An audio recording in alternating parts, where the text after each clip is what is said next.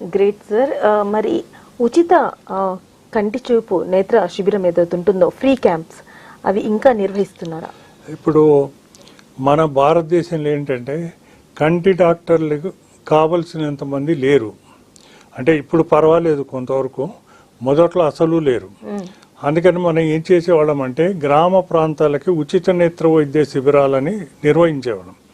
గ్రామ ప్రాంతాల్లో నిర్వహించడం ద్వారా అక్కడ ఉన్న ప్రజలకి వైద్య సేవలు వాళ్ళకి అందుబాటులో వచ్చాయి. చాలామంది ఓల్డ్ ఏజ్లు ఏంటంటే పేరెంట్స్ను వాళ్ళు సిటీకి తీసుకుపోయి చూపించడము, సిటీలో 1 or 2 days ఉండడము, వాళ్ళకి ఆపరేషన్ చేయించడం ఇవన్నీ జరిగేది కాదు.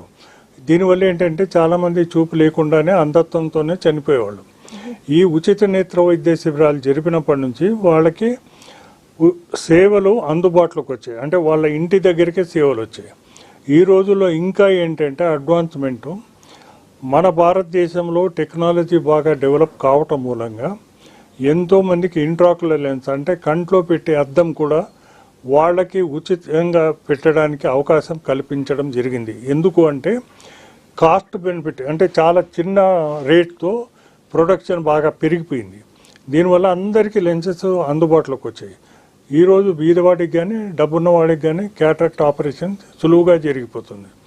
గ్రామ ప్రాంతాల్లో ఉన్న వాళ్ళని మనం ఏంటంటే సిటీకి తీసుకొచ్చి వాళ్ళకి ఉచితంగా ఆపరేషన్ చేసి 1 రోజు ఉంచుకొని వాళ్ళకి భోజనాలన్నీ పెట్టి వాళ్ళకి నెల రోజులు సరిపడా మందులు కూడా ఇచ్చి పంపిస్తున్నాం.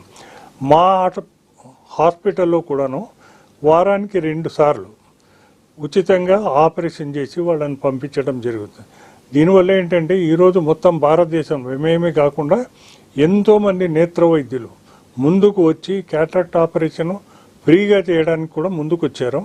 కాబట్టి మనకు బ్యాక్లాగ్ క్యాటరాక్ట్ కేసెస్ కూడా మన భారతదేశంలో పూర్తిగా తగ్గిపోయినాయని చెప్పొచ్చు.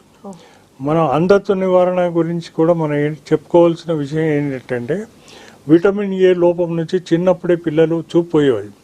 వాళ్ళు అంటే 1-2 సంవత్సరాలప్పుడే వాళ్ళకు బ్లైండ్నెస్ వచ్చేది, జీవితాంతం బ్లైండ్గా గడపవలసి.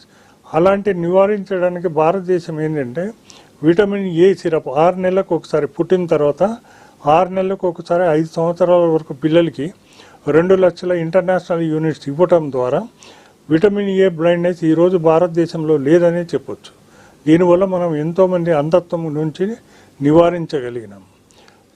ట్రకోమా అన్న జబ్బు కూడా మనకు విపరీతంగా ఉండేది భారతదేశంలో. ఈరోజు దాన్ని కూడా మనం పూర్తిగా నివారించడం జరిగింది. క్యాటరాక్ట్ బ్లైండ్నెస్ మాత్రం అది ఎప్పటికప్పుడు మనం ఇప్పుడు చాలామంది ఉచిత నేత్ర వైద్య శిబిరాలు జరుపుతున్నారు కాబట్టి ఆ ప్రాబ్లం ఏం లేదు. మనకి ఇప్పుడు ప్రధానమైన సమస్య మన భారతదేశంలో ఏంటంటే డయాబెటీస్ అంటే మధుమేహం నుంచి వచ్చే అంధత్వం మాత్రం విపరీతంగా రోజుకు పెరిగిపోతుంది. రెటినల్ సర్జన్స్ కూడా మనకు అవసరమైనంత మంది లేరు ఈరోజు.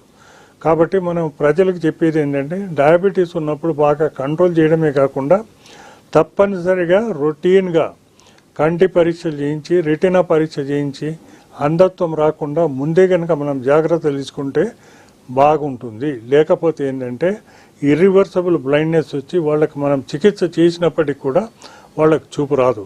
కాబట్టి ప్రతి ఒక్కరు ఏంటంటే డయాబెటీస్ కంట్రోల్ మీదనే కాన్సన్ట్రేట్ చేయకుండా కంట్రోల్ అయినప్పుడు కానప్పుడు కంటి పరీక్షలు చేయించుకొని రెటీనా కొరకు అవసరమైతే చికిత్స చేయించుకోవడం ద్వారా అంధత్వాన్ని మనం పూర్తిగా నివారించడానికి వీలు పడుతుంది.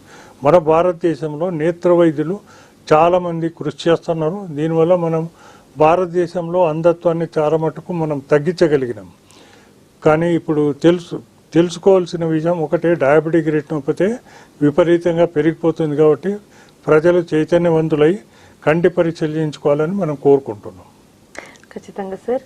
మరి పద్మశ్రీ అవార్డు